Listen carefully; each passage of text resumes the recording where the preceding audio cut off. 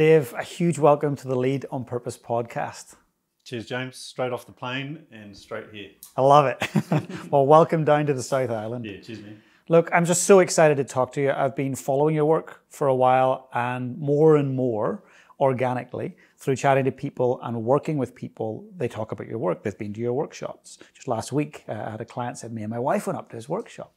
Yeah, New Zealand's a small place which has its, has its benefits, right? Like you can get your name out there relatively quickly, and yeah, it's like it's always someone knows someone else, especially in the sporting world, and so yeah, New Zealand's great like that. Only when you do good work, though. You know what I mean? So obviously you're doing great work and stress mitigation and mental skills. So there's going to be listeners and viewers watching going, okay, I am a professional athlete. I want to listen. But however, I want to also just cover off who else needs to be thinking about mitigating stress and working on mental skills? Who else comes to your workshops? Basically, I always say, if you are specialized, then you're an athlete. And by specialized, I mean if you sit in front of a computer for 8 hours a day, if you're a builder, if you're a painter, if you're whatever it is that you do, if you're specialized, you should be treating yourself like an athlete. And everyone should treat themselves like an athlete. Mm-hmm. And so I don't really differentiate from, I work with a broad range of people. I love working with athletes, but I also love working with professionals and leaders and corporate and just people that are struggling with stress and pressure. I love it. And let's just talk a minute about stress. Stress, like, I've had a bad day at work, glass of wine, cool. But actually, let's talk about like leaving stress and not managing it and just being tough and toughing it out. We fast forward 10, 15, 20 years of being tough and not worrying about stress. What's the consequence? The consequence is that we're all busy, right? And you need to be in an upregulated state throughout your day to get stuff done. And you will get a lot of stuff done in that upregulated stress state. But there's a opportunity cost, and the opportunity cost of that is, getting burnt out. And a lot of people get burnt out, they take a rest, and then they go again. And we talk about sustainable peak performance. Peak performance is doing anything to the highest of your physical and mental potential. Sustainable peak performance is being able to do it over and over and over again without getting burnt out. And sustainable peak performance is about getting the balance right between stress and recovery. Stress is not bad for us. Like if you take your average day, you need to be really focused. You need to have that sympathetic part of your nervous system engaged to get things done. But then once you've done something, you then need to shift back into a recovery state. That's what we call the parasympathetic part of your nervous system. And getting that right is everything in terms of sustainable growth. So we want to push and then we want to be able to pull back and recover. And we have to do that throughout the day, because if you're stuck in an upregulated state throughout the day, don't expect to sleep at night. Don't expect to switch off at night. So the balance in your nervous system is this combination of pushing and then stopping and recovering. And the recovery, it has to be active.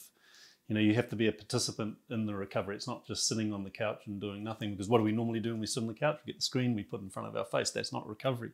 I'm talking about active recovery in terms of like going down to the park, going for a walk, using your peripheral vision, listening to the sounds of nature. This is all really calming for your nervous system. But we have a bunch of protocols for active recovery, and we use a lot of breathing flows to create more parasympathetic tone in the nervous system. That's amazing. And it's interesting you say that, because I feel like we are a very addicted society to devices, and often that's spiking dopamine, cortisol. We are hooked. Yesterday, I took my son to a swim lesson. I'm looking around. There's 12 other parents, and 11 of those parents for the 35-minute swim lesson were hooked to their phone. Didn't look up to their kid once. And that's not surprising, right? It's not surprising, but if these people understood what it's doing in terms of the imbalance it's creating in their nervous system, they wouldn't do it. So what is it doing? When you're looking at a screen, the first thing that happens is that your vision becomes tunnel vision, right? You're staring at something. Now, back in the day, this is the first line of your nervous system, your eyes. And when you don't have good peripheral vision because you're focused on one thing, whether it be a screen or whatever, that activates the sympathetic part of your nervous system. Now, if you think back in the day when there was a lion or a tiger or a bear coming towards you, would you need to have good peripheral vision? No, you need to focus your vision. Same when you're going hunting, and you would focus your vision. And so when we're looking at a screen, that focus, our brain is detecting that as, right, we need to activate the body's stress response. We need a bit of adrenaline. We need a bit of cortisol. We need to increase the heart rate a little bit. We need to increase the blood pressure a little bit. We need to get more blood flow to the skeletal muscle. And it's really taxing your energy. It's why you get to the end of the day, and if you've been on your phone all day, you feel exhausted. You don't have energy. So you're robbing yourself of your energy. Your energy is your most important thing. And so I have, for myself, I know what it feels like to be on my phone all day. And so I have really strict sort of rules and guidelines around the use of my phone. But I mean, what's the first thing that happens when the plane lands? Yeah. So you have all these choices throughout the day. And if your choice is to just constantly, plus being on the phone all day, it's like watching, there's a bit of research and they likened it to watching 4 movies in a day, the amount of screen time that we're having. And it is addictive, like you're trying to do something and, you might be trying to do a bout of focus work and your phone's there. You just pick it up, you look at it, you start scrolling, you put it down, you pick it up. Every time you do that, you interrupt your focus. So it has massive ripple-on effects. And you think of like kids, especially in their young development ages when their nervous system is developing and you're putting this constant stimulus in front of them. It has huge ripple-on effects. And I think if you want to protect your energy, then get off the screen. And to the parents who use devices as, child-minding devices, and it's maybe, I've seen upwards of 5, even 7 hours a day where a kid's consistently on this device. What advice do you have for them in terms of what they're doing for that child's future? You're creating a person that is really going to struggle to focus on one thing because there's so much stimulus coming in. And so we're just adaptive machines, right? And so if you're looking at all this constant stimulus coming in, how are you going to hold your focus on one thing? And, not being able to focus is terrible. 100%. For relationships, for health, for work, for everything. For everything. And being able to focus unlocks your creativity. So there's so many ripple-on effects, and I think you're also going to create a very agitated individual because it's agitating. It's too much stimulus. Our brains weren't designed to receive that much stimulus in a day. It's interesting you say this. So my little son Finney's 7, and he gets access to the iPad. We have an agreement that he's agreed to. It's 2 hours across the week, and he can split it up to 5 minutes here, 10 minutes there, whatever. When he puts his headphones on and he's playing a game, I hear his breathing. And we do 5 minutes and I say, hey, just give us the iPad. And when he gets off, he is stressed. He's maybe a bit grumpy. What's happening? Why is his breathing doing that when he's playing this game? Is there stress inducing chemicals? What's going on there? The body doesn't know the difference between a real threat and a perceived threat. Right. And so if you're playing a game and there's a perceived threat there, which most of these games are, right? It's like, then your nervous system, your brain is interpreting that as a real event. Yeah. And so, the part of your brain that detects that, the fear processing part of your brain, the amygdala, is activating your body's stress response. So you may just be sitting there playing a game, but you're in an upregulated state. Wow. And that significantly over time impacts our breathing. We're just not aware of it. Yeah, of course. I see a lot of the clients that I work with who are burnt out or overloaded and stressed. They have jobs. A lot of them have jobs where they talk a lot. And that impacts your breathing. Talk, small inhale, talk, small exhale. And over your day, you end up establishing a pattern of breathing that is subpar. So for me, because you and I chatted before we went on air, and I do keynotes on stage quite often. And when I'm on stage, I feel very relaxed and happy and I'm enjoying it. There's no fear when I'm on there. But when I come off, I'm like, God, I've been sweating a lot. Why am I sweating? My breathing would be totally dysregulated then when I'm on stage. Well, not if you have conscious awareness of it. And, not all stress is bad. You need to get up on stage. You need that stress. That stress is like, it's wonderful. Adrenaline is like a beautiful hormone that, gets us ready for battle. Yeah. Again, your body doesn't know the difference between getting up and talking in front of 200 people and a few thousand years ago where you were going out hunting. The stress response is non-specific. Right. By bringing conscious awareness to your breathing before getting up to talk or while you're talking, you are able to take some control of your body stress response. With the body stress response, you will get an increase in breathing rate and depth. Well, you may want to be in a stress state, but how stressed do you want to be? That's on a spectrum, right? And so being able to take conscious control of your breathing, to slow down your breathing, to soften your inhale, to prolong your exhale, these are things that create more parasympathetic tone, the calming division of your nervous system. Right. And so being consciously connected with your breathing is one of the most powerful ways to control your body stress response. And we all have access to it. It's right there in front of us. But we often, especially when we're overwhelmed by stress and pressure, we often look for convoluted solutions to simple problems, or we often look for things that are external. But we have these body systems that are intricately designed to regulate our stress response. And when we tap into those, when we're able to understand and control some of these body systems like your breathing and your nervous system, which we do have active control over, you can be in these really stressful environments and have some control of where you are on that spectrum. I find that fascinating because I remember going back to when I was competing as a drummer, and I was like, everything was about the world championships and building up to that, and that was really important. But I would regulate myself in the morning and in the evening. And how I would do that is in the morning I'd have 3 creamy coffees with a bunch of sugars. Yeah. That would get me regulated. Yeah. And then in the evening I'd have 2 to 3 glasses of wine or bottles of beer. That was me regulating. I'm just chilling out, I'm relaxing. But actually that compounded and ended up with a very average result for me physically and mentally. What are the other things that people reach for? Alcohol, coffee, what other things are you seeing that people justify as regulators before they start working with their breath? I think it's external things. And there's hundreds of external things you can latch to, right? Food, alcohol. Yeah. But I think that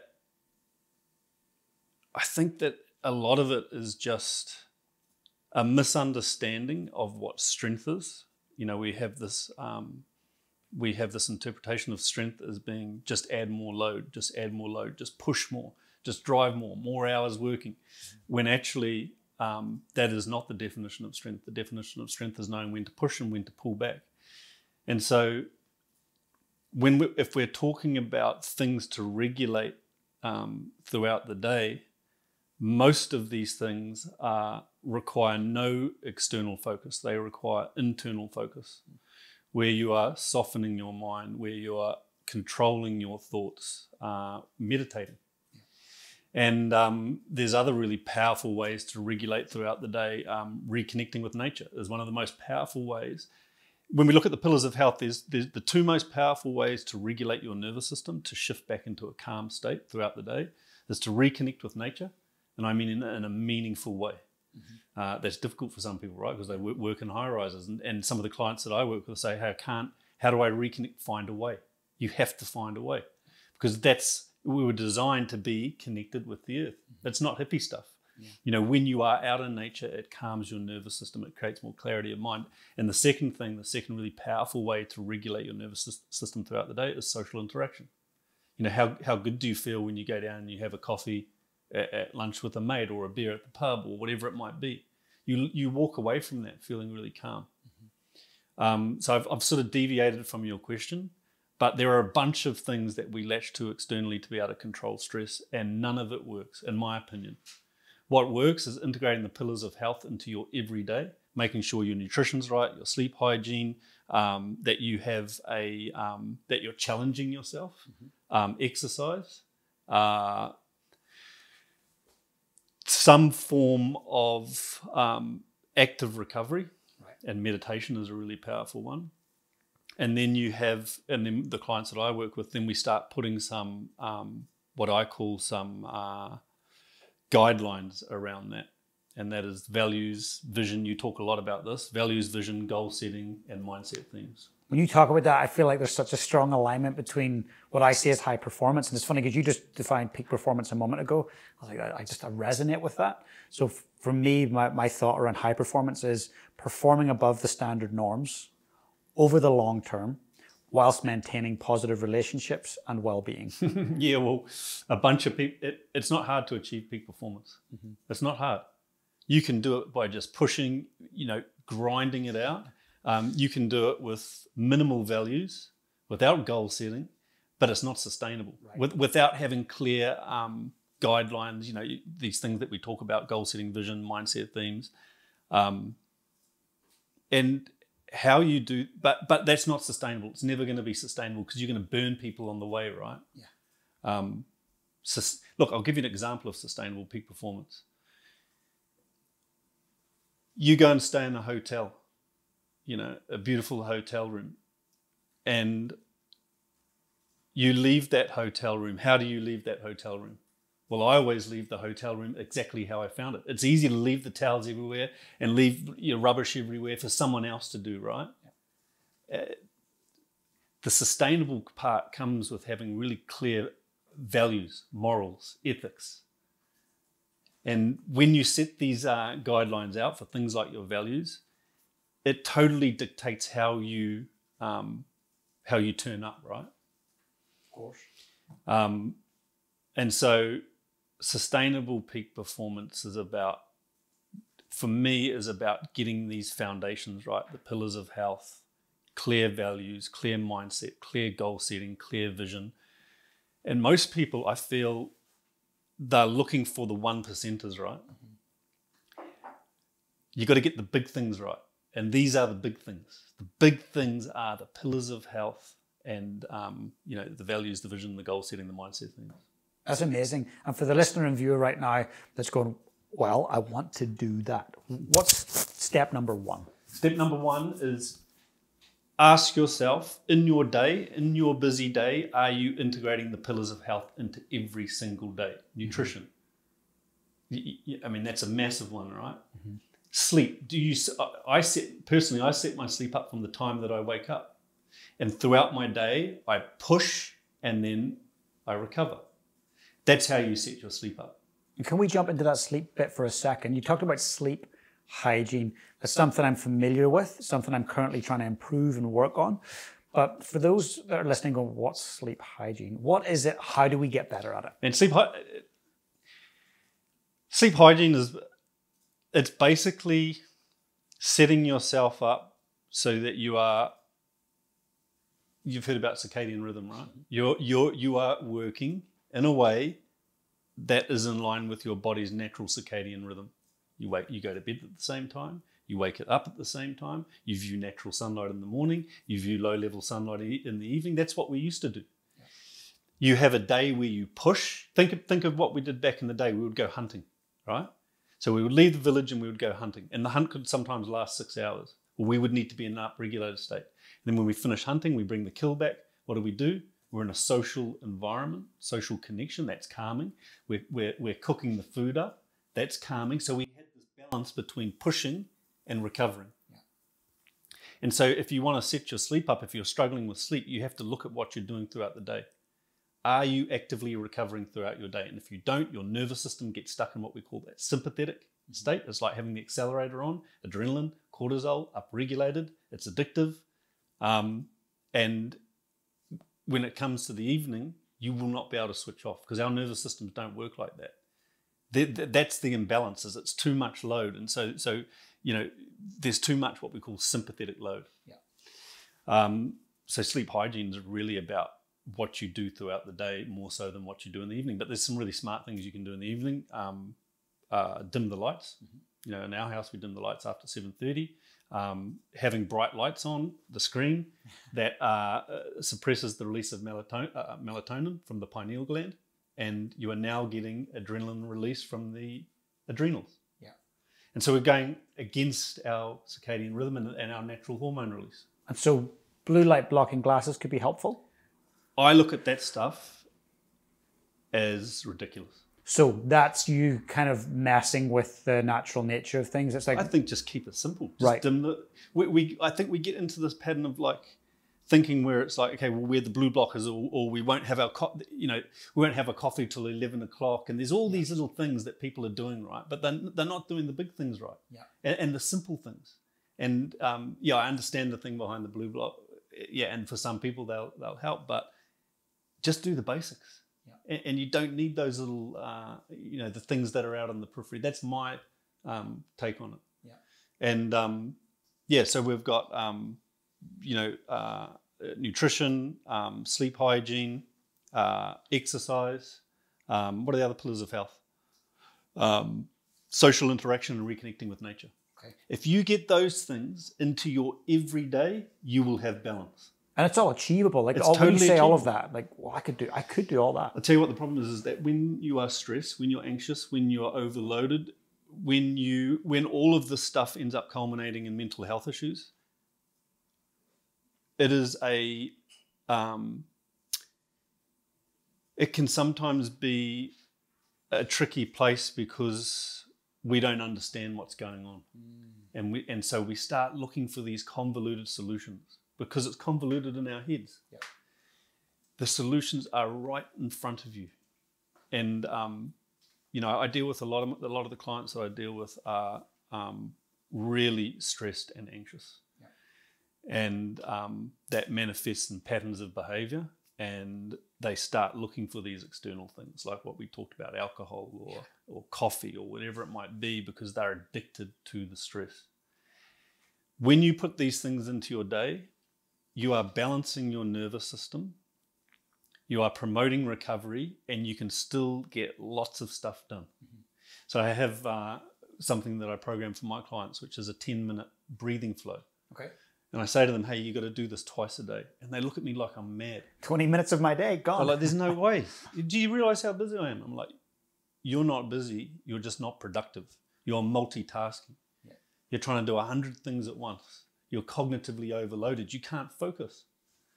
You do this 2 lots of 10 minutes every day, and you watch what happens to your ability to be more productive.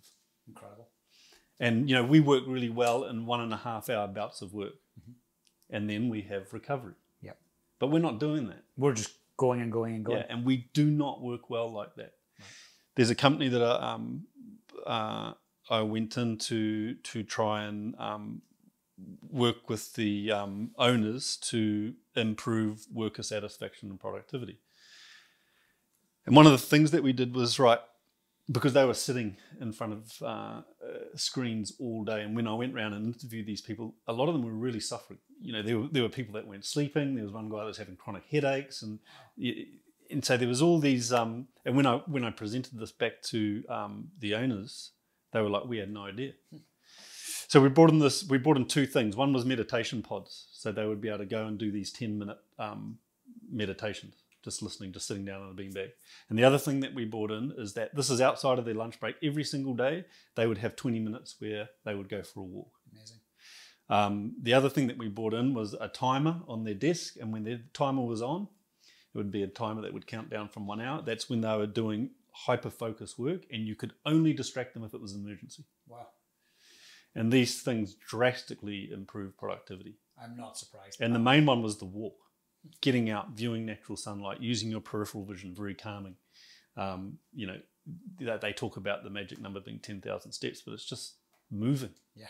You got to burn some energy physically to then be able to switch off at night and to be able to sleep at night. It makes sense. And I'm a deep believer in the meditation side of things. I've been practicing 7-8 years every day, just a little bit. Sometimes it's 5 minutes, sometimes it's an hour. You learn something new every single time you do it. About myself and about others, absolutely. Yeah, every single time. I'm like a rookie every time. Yeah.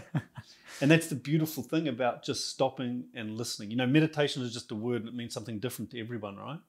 And I am limited by my vocabulary, but meditation to me is not about creating singular focus. It's the exact opposite. It's just about stopping and not filling that if you think about For most people, when they stop, what do? When they actually just stop, what do? Breathe. Yeah. Right? But hey, they fill the void. Yeah. They cannot just stop. So they fill the void. They'll pick up With a the phone, right? or they'll pick up Or a snack. Yeah. So they can't just be still. You think back to when if I think back to when I was a kid, we didn't have phones, and I remember like my mates would come in and we'd sit out at the beach. We had this room that looked out over the surf, our lounge, and there's a bunch of couches, and we would sit there all day. We'd just sit taking there and it in, talk, and like what we do now when we find that space, that quiet space, is I call it filling the void with nonsense. Yeah. And meditation for me is about being still, being in a quiet place and not filling the void. And that may look like a guided meditation. It might look like a breathing flow. But then meditation becomes everything that you do. It could be a walk. When I'm running the sand dune, when it gets stressful, my mind latches to the end. Whenever something is stressful, your mind will latch to the end. You can't even stop it. As soon as it latches to the end, I bring it back. What am I training? My prefrontal cortex, sustained focus, short-term memory, creativity. And so when I'm driving out to Piha, I'm gonna follow that white line, and I'm not gonna take my focus off that white line for the next 200 meters. Do I get to the end of 200 meters? No. I get about 50 meters long, and my mind goes somewhere else, and then I bring it back. So meditation is everything. Yeah. And that is incredibly powerful, because without an ability to focus, you cannot unlock creativity. Without ability to focus, you cannot convert stress, apprehension, tension, fear into excitement, because the two are the same thing. Neurologically, biologically, physiologically, there is no difference between stress and excitement. Wow. It's just that one is for a lot of people, stress is a negative emotion and excitement is a positive emotion. But the two are the same. We're just pumped up. We have adrenaline, we have cortisol, we have the stress hormones pumping around. How do you bridge that gap between the two? Your ability to focus. Because when you can focus, you can unlock your creative mind, and you can start using your language. You can start focusing on your breathing. You can do these things to bridge the gap. When I got up to talk in front of 300 people, I was highly stressed. Man, my hands were clammy. I could feel it in my chest. I could feel my heart beating. I was stressed, but I converted it to excitement. Amazing. Through my ability to focus and use my language. I'm ready for this. I've got this. Shift my perspective and respond creatively. We all have the ability to do this. And that's exciting to know that any human can actually adapt and adopt using simple techniques and strategies. Simple, just so simple. The exercises that I give people are the same for everyone. It's just the variables that change, and it's understanding human behavior and what this one person might need versus this person. But really, people need three things. When we're looking at like stress and pressure and your ability to remain calm under pressure, to be more focused, to work on mental preparedness, people need three things. They need to understand the underlying mechanisms of stress and pressure and how it has manifested in them in terms of their behaviors. They need the skills, and then they need practical simulations. All three of those things. That's how the human brain learns. Boom. It's not reading a book and you're transformed. No. Right. It's practical. It's understanding because the concept. that information that you're reading, you'll put it in your head and you'll jumble it up and come up with your own thing. Yeah. When you understand your own behaviors and some of these subconscious behaviors or unconscious behaviors, when you understand that, some of them are great behaviors. They're powerful in terms of health and performance, but some of them are behaviors that are holding us back. Avoidance, fear of failure, fear of what other people might think, fear of letting people down, procrastination. When you start identifying these patterns of behavior, then you can start changing them. And that's incredibly powerful, because we can, by identifying it and coming up with new patterns of behavior, we do this in an exercise called establishing your mindset themes. Identify the pattern that's holding you back, come up with a mindset theme around it, flip it on its head 360 degrees, start training a new pattern. An example, for a long time, I was very reactive. I had a lot of anger. And so I identified that in my late 30s, really started identifying it as something that was holding me back. I used to think it was a strength. Identify the pattern. My mindset is I remain calm and in control no matter what. And I wrote that down and I started practicing that. So someone would pull in front of me in the car, would not give it my energy. I'd be in a confrontation, I would not raise my voice. And I'd go against it, right? But it would affect me, because I was going against the system and protocol that I created for my mindset. Now, train that pattern, that ends up becoming subconscious. That is one of the most powerful forms of, that's like when we talk about change, that is change. Yeah. And you have to really ingrain these patterns so they become hardwired. So that when you go into stress and pressure moments, the patterns that come forth are positive patterns or patterns that are, serving you, helping you. What I love about this when you're sharing it, Dave, is that I can see how a UFC fighter would come to you and it would be just so life-changing for them as a performer. But equally, I can see how a mum who's dealing with 3 kids and a job and life, how it could be equally as transformational for her. So for the people that are watching this right now that would love to come along to one of your courses, what does that look like? What do they go through and what do they end up feeling and experiencing at the end? The thing about our course is that it doesn't matter if you're an elite level athlete or a 60-year-old office worker. Everyone works within their own capacity. And we've set the workshop up like that. So you can push yourself as much as you like and you can pull back as well. But we're all just humans. We're all kind of the same. This whole thing of, the exercises that I give an elite level athlete are the same exercises that I give the mum or the dad, and again, you just change the variables. And you can see a lot of, in this workshop, we do an exercise which we sit in a group and you have to go around and talk about one of your weaknesses. And it's really confronting for some people. Some people are terrified about getting up and talking. And I will always start and I will talk to one of my weaknesses. And then the next person goes, and the next person, the next person. And you start just seeing people want to share this stuff. They want to share and they don't hold back. And the powerful thing here is that when you say your weakness, I'm like, oh man, I do that. And then the next person goes, and I'm like, far out, I do that. And we're all very similar. But it's the 3 things that come up time and time again. Fear of failure, which results in holding ourselves back. Procrastination, avoidance. Fear of letting people down. Why? Because we've either been let down or we've let someone else down. Growing up. And fear of what other people might think is a big one. Fear of what other people might think. We have not evolved. Our brains have not evolved much in the last 10,000 years. If we weren't part of a group back in the day, if we weren't part of the tribe, You're dead. You're dead. Yeah. You got to be part of the tribe. And so we want so much to belong to something. And if I work with a client who's socially isolated, the first thing before adding anything else is you have to join up with a group, whether it be a yoga group or whatever. You have to join up with a group. You have to be part of a group. Social isolation is so detrimental to, and everyone knows that social isolation is terrible for us. Yeah.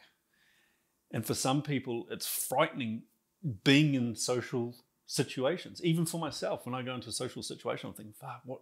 There's always, it doesn't matter how confident you are, everyone is the same going Likewise. into a social, yeah. Yeah, everyone thinks that I'm very natural in a social setting, but I'll tell you what, going in, and sometimes when I'm in it, I'm actually uncomfortable and I'm anxious and I'm nervous. And that comes back to this thing of like, we all experience that. How do we convert that into excitement? Yeah. It's all just through your internal dialogue and your perspective of the thing. Create a challenge, this is the other thing is for a lot of people that have experienced trauma or have a negative relationship with stress, they will stop challenging themselves. Yes.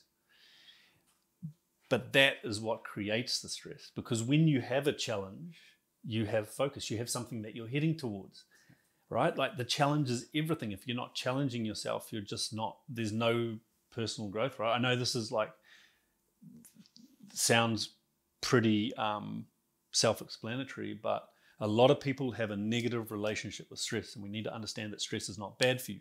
Uncontrolled stress is not good for you. Controlled stress, incredible for you. Because it drives you to focus on specific outcomes and tasks. Well, controlled stress is, uncontrolled stress is, look, this is how I frame it.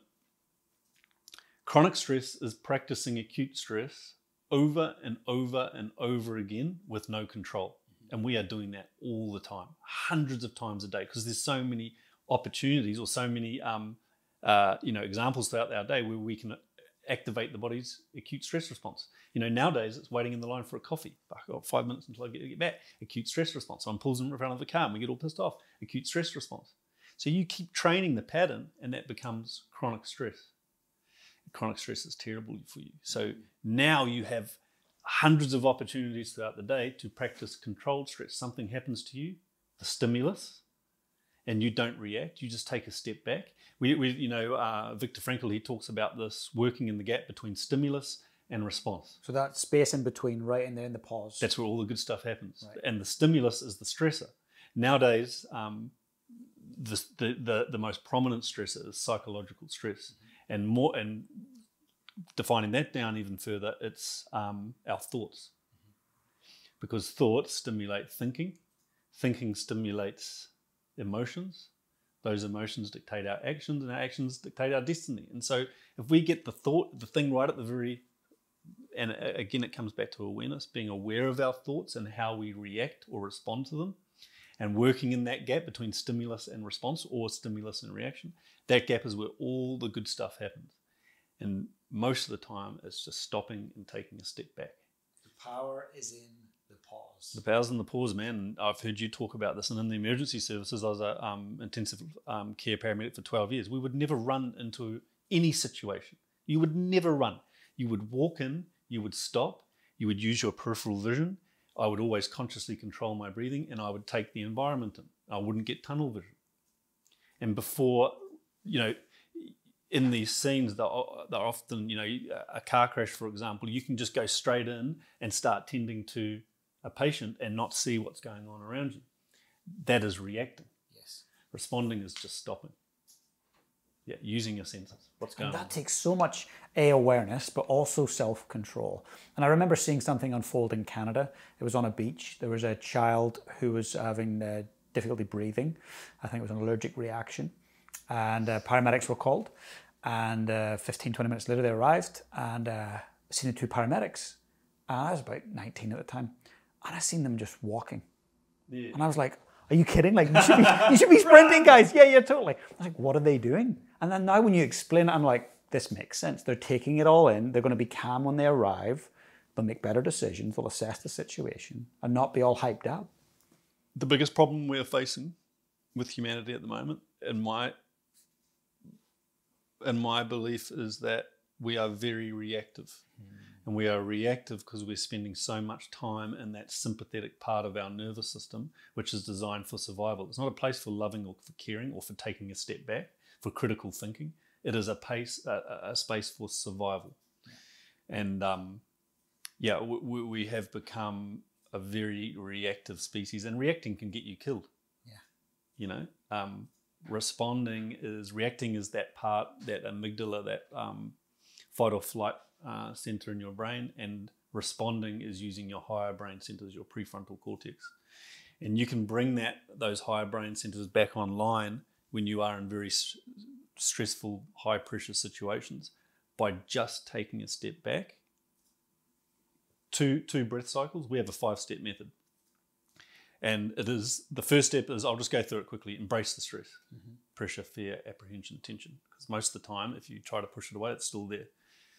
Second thing is to change the language. That's the most powerful way to intercept stress here, psychologically pertaining to your mind. Change the language. When you change the language, that is activating your prefrontal cortex. When you are consciously controlling your internal dialogue. Hey, I'm okay here. Just stop. What's going on? Third thing is shifting your perspective. The more ways you have at looking at something, the more options you have. The fourth thing is conscious control of your breathing. When you take conscious control of your breathing, what you will often notice in stress and pressure moments is that your breathing has shifted into your upper chest. You are shallow breathing, small inhales, small exhales, or you are breath stacking, normal inhale, short exhale. These are all patterns of breathing that are keeping you in a stress state. So by taking step number 4, conscious control of your breathing, slowing it down, you are doing the opposite of your body stress response. And the last thing is to do a quick body scan, find where you're holding the tension and let it go. If you are holding tension in your body, that's that fight, flight, or freeze. The freeze is in your musculoskeletal system. You're holding this tension. You are sending signals to your brain to keep you in a stress state. As soon as you relax your body, you are sending signals to your brain, hey, everything is all right. And this is just simple stuff that people can do in real time. And we hold a lot of tension, man. Yeah. With the clients I'm working with, you can see it. They're just sitting there holding this tension. You say, hey, just relax your jaw and your shoulders. And they go, oh, what's that all about? Didn't even know they were doing it. Yeah, well, that's a sign of nervous system dysregulation, spending too much time in that sympathetic part of your nervous system, which we need. Again, the sympathetic's not good or bad, and the parasympathetic's not good or bad. It's just that it can get imbalanced. Yeah. Just like we have musculoskeletal balance, cardiovascular imbalance, nervous system imbalance. There's imbalance in all of these body systems. We're just made up of 11 different body systems. But two of the key ones in terms of remaining calm under pressure is your breathing system, your respiratory system, and your nervous system. Mm-hmm. And with the clients that I work with, man, there's a lot of imbalance there in most people. Yeah, most of us have it. And when we talk about nervous system, so central nervous system, autonomic, which nervous system are they interrelated? I do a lot of work around people with the autonomic nervous system. So the central nervous system, brain, spinal cord is like the computer of your car. It's receiving information from your external and internal environment. It's cold, put a jumper on. Touch something hot, you take your hand off. That's all being processed in your central nervous system. And then we have what we call a peripheral nervous system. So think of all the nerves coming off your spine to innervate your heart rate, your blood pressure, your breathing, the digestion of your food. That's all taken care of by your autonomic nervous system. Two branches, sympathetic, parasympathetic. Sympathetic, accelerator on, adrenaline, cortisol, you're pumped up. Parasympathetic, brakes on. So the All Blacks called this, sympathetic was red brain, parasympathetic, blue brain. And Richie McCord deeply understood this. And that's why one of the reasons why he was so good at remaining composed and neutral. Even, he'd be on the ground, some guy would uppercut him or stomp on him, he'd just be neutral. Yeah. He understood how important it was to get this balance right between accelerator on, red brain, brakes on, blue brain. And the work that I do with my clients is getting them to understand this and have a visual connection to it. So I show them you have to have a visual connection to your diaphragm if you want to have better control of your breathing. Mm-hmm. You have to have a visual connection of what's going on. And this imbalance that we see in the autonomic nervous system, at the far spectrum of the red is anxiety, at the far spectrum of the blue, parasympathetic, is depression. And some people toggle between the two. That's called nervous system dysregulation. Some people are stuck in the middle. They don't know how to turn it on. They don't know how to turn it off. Some people love being in the red. I'm one of them. I love being in the red. I love having a busy day and just getting stuff done. But I understand now that if I do that and I stay there, man, the side effects of that are significant, and that ripples over into my sleep, my ability to focus, irritability. So I know now that because I am busy and productive, but I understand that I have to get the balance right between stress and recovery. And stress is good as long as you have recovery with it. And it's like tap on, tap off. I know when to turn the tap on, and I have to work and perform, but actually I know how to turn the tap off. Yep. The other day, 2:00 in the day, I'd just been pushing all day on the computer, doing this, doing that, and I could feel myself just getting more and more agitated and reacting to things. So I went to open the door to my gym at home, went in, lay down on the ground, put on my 10-minute breathing flow where I follow a cadence. For this particular day, I did a 6 in, 8 out, 6 inhale, 8 exhale. And within 10 minutes, I was calm again, then went back out, pushed again. Amazing. The powerful thing about this breathing 6 in, 8 out, this is just a number that I use.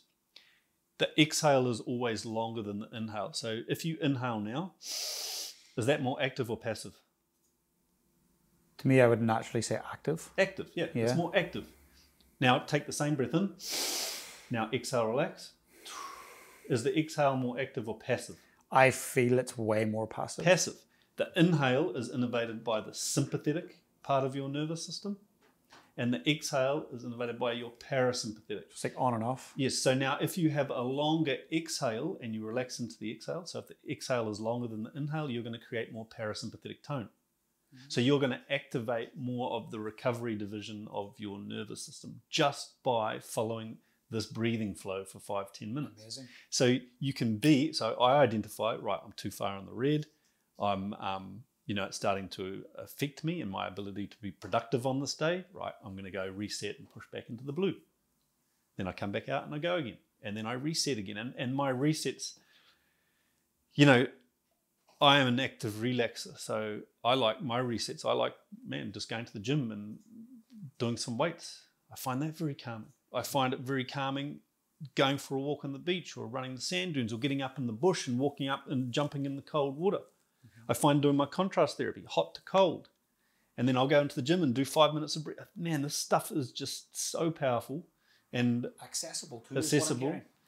And I talked to you about this before, but for a lot of people, to get relaxed, you have to create a little bit of stress. And so there are certain things you can do to create stress that will then make you calm. And these are things that are controlled stress. Ice bath, for example. If you get an ice bath for 2 minutes and you control your breathing, your mind latches then, you bring it back, body scan, you don't hold any tension. And after 2 minutes of controlling that stress, controlling your body's response to that stress, you get out, you will feel calm. You won't feel stressed. If you get in there and your breathing's all over the place and you're tensed up and you're fighting it, you will get out and you will feel stressed. So we can create controlled stress to actually calm the system. Incredible. Yeah. And I love that you say about just, you go in and you lay down for 5 to 10 minutes. Often with my one-to-one clients who have lots of stress, whether they're athletes or they're leaders, I'll say 5 to thrive. Just find 5 minutes in your day between meetings to thrive. 5 minutes is good, man. 5 minutes is good, and 1 minute is good. Yeah. You know, I don't think there's any research that shows, because people always want to be told what to do. They want the exact number, right? You got to do exactly 20 minutes of meditation 3 times a day for such and such months.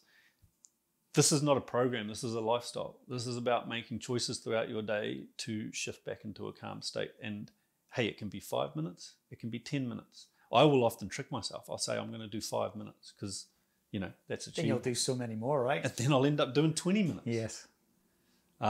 But if I go like, okay, I'm going to do 20 minutes, I'll often avoid it because it's a chunk of time, right? It's a chunk of time. So you can trick yourself. And yeah. 1 minute of just stopping, going and finding a quiet place and controlling your breathing, you'll be surprised that you can come out of that feeling quite reset and calm. Yeah, I agree with that. Personally, from my own experience, just using breath work or even just a cold shower at the end of a warm shower, I feel like a different human. Yeah. Yeah, practices again that are just right in front of us, but free, right in front of us, but we look for convoluted solutions to relatively simple problems. That's my experience of what I'm seeing with the clients that I'm working with. But it's also, if we're talking about things like anxiety and OCD, and they are really tricky things to navigate, right? Because there's so much information out there.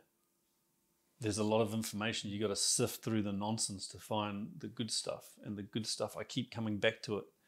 And I will keep preaching this over and over again, that the good stuff, the big things, are integrating the pillars of health into your everyday and creating clear values, clear vision, goals, and mindset things. I love it. I mean, I will adopt that way of thinking 100% because it works.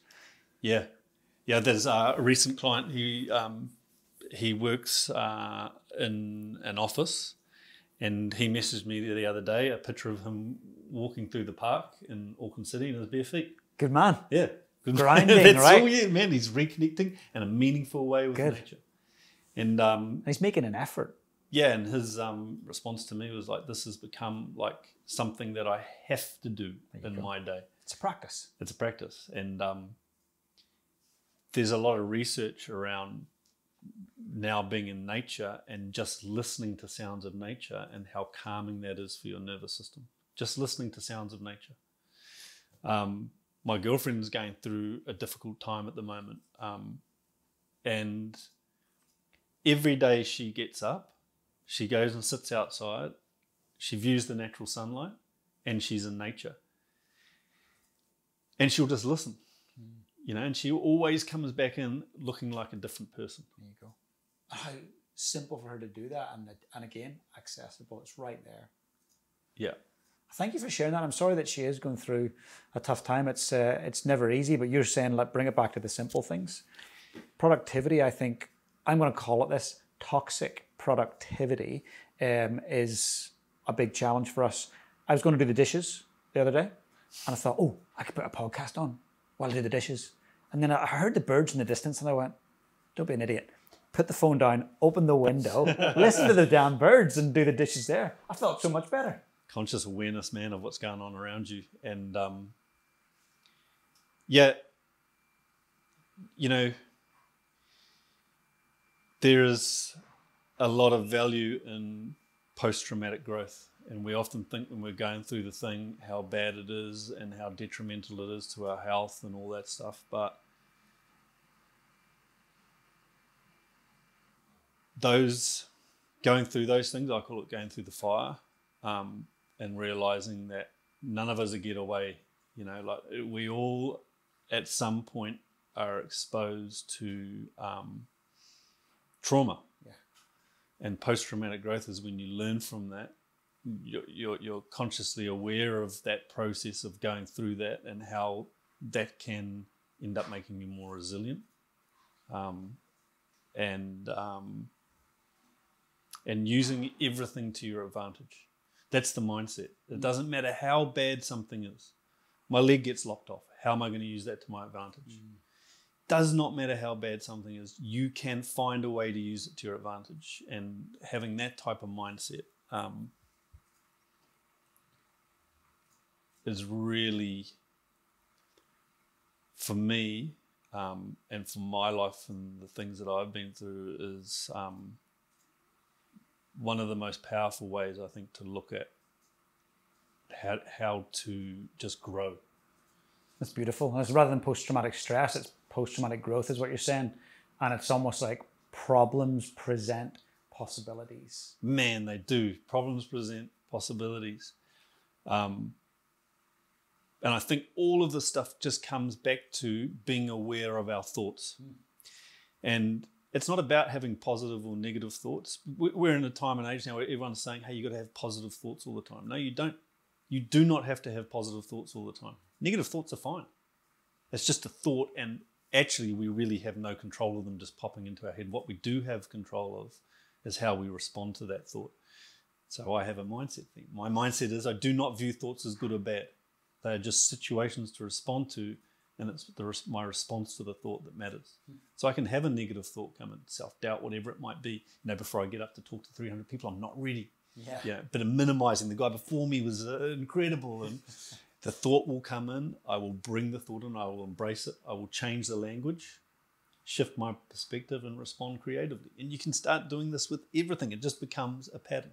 It's incredible. I love that. And again, it's achievable when we can all step into that. That's just amazing. Now, look, I want to say to the listener and the viewer that Dave's going to take us through a breathwork exercise. Something that we can use as a skill. We're going to put that in the show notes below, so you can just click the link. It'll take you over to YouTube where we'll show it exclusively. But Dave, I've got one last question for you. And I actually feel, I'll be honest with you, I feel like we're going to have multiple conversations over the years to come. I hope so, mate. I can feel it. I really do. And I think I need to get up and experience the course as well. I'll sign up and come up. I'm sure Caroline will come up with me too. And be really great to go through it with you. I've got a lot to learn. It'll be awesome. But one last question. And that is, if we were to fast forward many years into the future, you know it's your last day here on Earth. And someone very young that you deeply care about and you love, they come into the room and say, Dave, how do I lead my life on purpose? What do you say to them? Wow. What do I say to them? I would say don't search for happiness, search for challenge and experiences. Challenge yourself every day and go towards big challenge, and search for experiences, and you will find happiness. Beautiful. Yeah. Great advice. Dave, thank you so much. Thank you for your time. Thank you for the amazing work that you do for everyone here in New Zealand, but I know it's going global as well. So for people that are listening that are not from New Zealand, they should get in touch. I'll put in the show notes to your website and all of your socials. I'm going to encourage people to go and check it out, follow it. I know that they can send corporate teams along, sports teams along, individuals can go along. So I'll put it all in the show notes, and I look forward to reconnecting again soon. Yeah, thanks very much, man. And I told you before I came on the podcast, I've listened to a bunch of your podcasts, and I have learned a lot by just listening to those podcasts. And some of those podcasts, I've been listening to them, written down a bunch of notes, and I've applied that with some of my clients. So thank you for what you're doing. No, thank you. Pleasure's mine. Legend. Cheers.